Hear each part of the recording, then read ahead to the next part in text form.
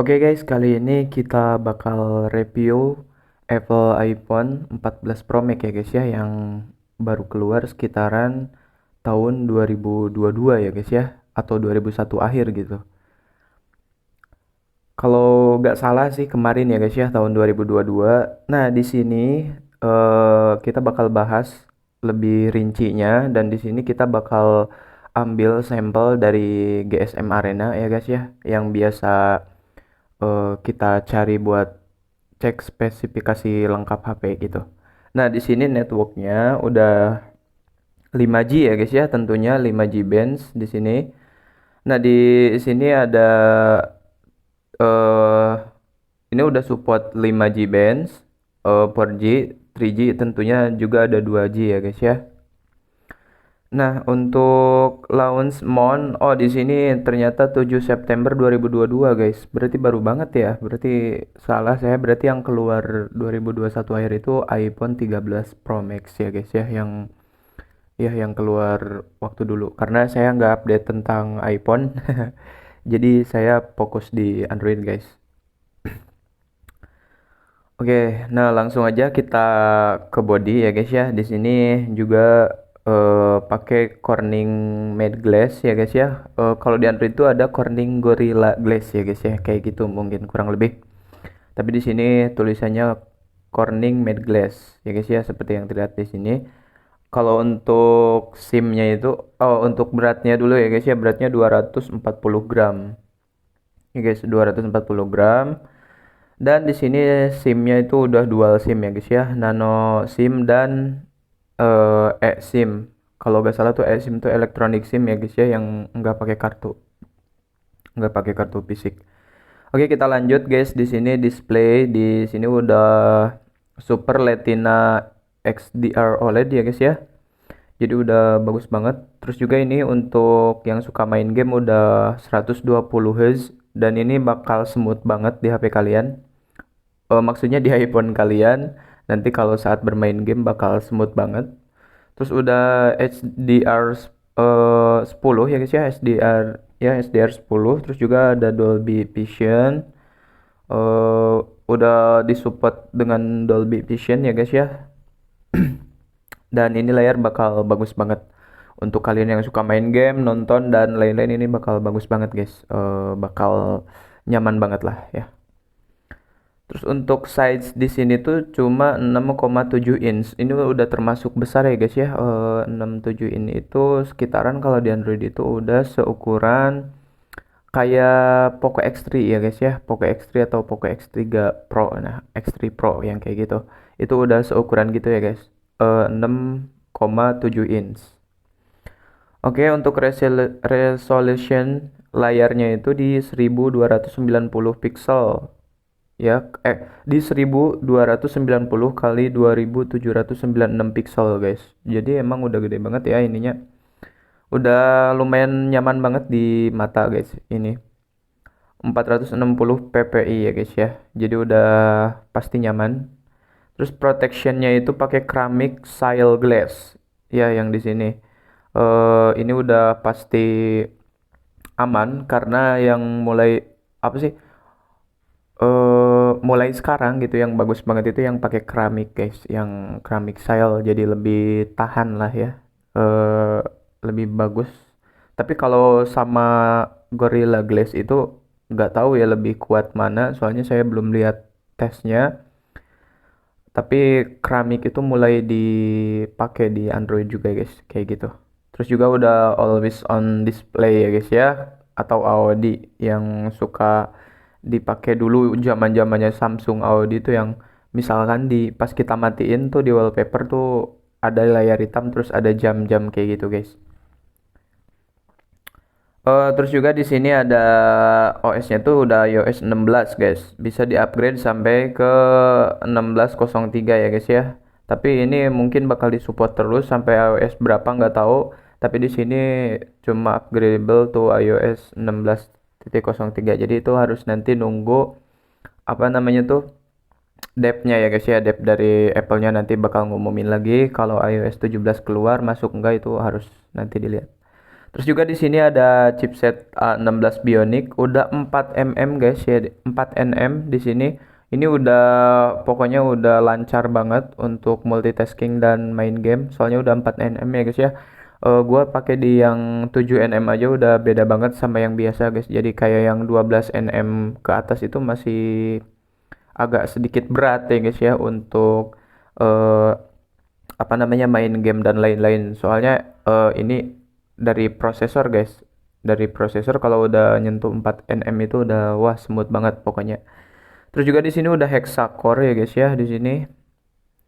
Ini kalau misalkan kalian ada budget sih di 14 Pro Max itu udah wah udah kelas banget ini HP soalnya udah pasti aman dan nyaman guys kayak gitu.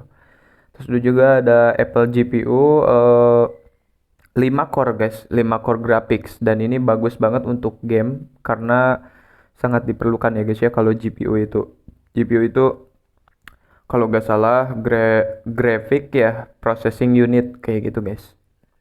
Namanya jadi untuk memproses grafik suatu game atau video. Nah, itu perlu banget guys. Terus card slot ini no ya guys ya karena setiap iPhone itu tanpa memory card. Jadi udah langsung dari sananya. Jadi kalian harus pilih beberapa memori di sini nanti. Kayak gitu.